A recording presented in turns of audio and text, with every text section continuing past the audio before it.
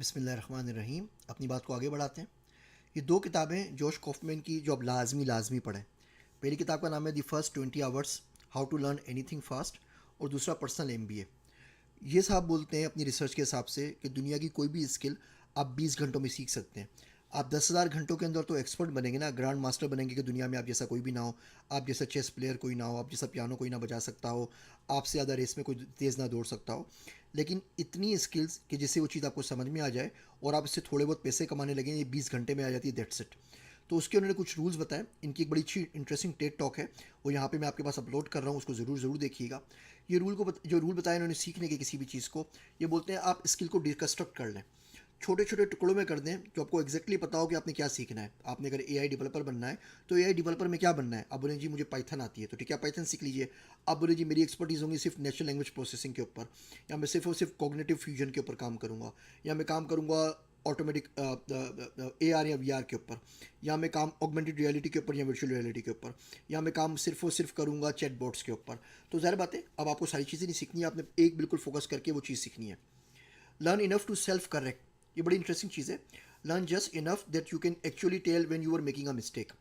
तो आप सिर्फ इतना सीख लें कि जब आप कोई गलती कर रहे हैं तो आपको पता होगा यार ये काम इस तरीके से नहीं होगा, ये मैं गलत कर रहा हूँ, या जिसको हम आसान अल्फाज में कहते हैं कि कोई शख्स आके आपको चूना ना लगा सके या बेवकूफ़ ना बना सके।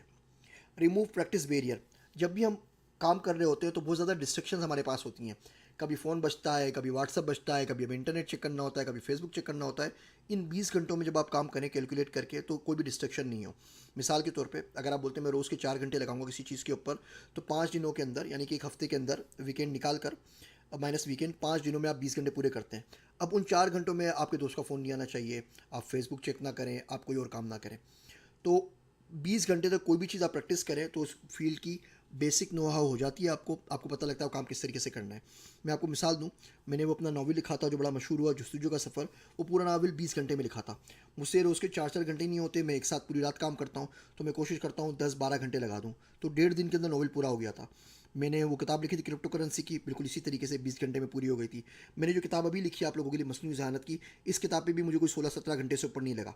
जो पढ़ना था पढ़ लिया, उसके बाद कागज़ कलम लेके बैठ गया और लिखता चला गया। 20 घंटे पूरे हुए, उससे पहले किताब पूरी हो चुकी थी, और इस रूल ने पर्सनली मुझे बहुत ज़्यादा फ़ायदा पहुँचाया है। तो आप लोगों के साथ भी इसकी प्रैक्टिस करते हैं। ये एक छोटी सी असाइनमेंट है आपके लिए। ये बड़ी अच्छी एक हैदराबाद इंडिया के अंदर कॉन्फ्रेंस हो रही है कि आप उर्दू के अंदर फेक न्यूज़ को कैसे डिटेक्ट कर सकते हैं। अब देखिए हमने अभी तक नहीं पढ़ा कोर्स के अंदर कि फेक न्यूज़ कैसे डिटेक्ट होती है, कौन से एल्गोरिथम होते हैं। ये आपके लिए चैलेंज है। आपके पास टोटल 20 घंटे।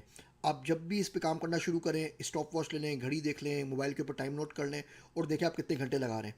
इन 20 घंटों में ज़रूरी नहीं कि 20 घंटे आप एक साथ लगाएं, आप 4 4 घंटे लगा दें, हफ्ते में काम हो जाएगा।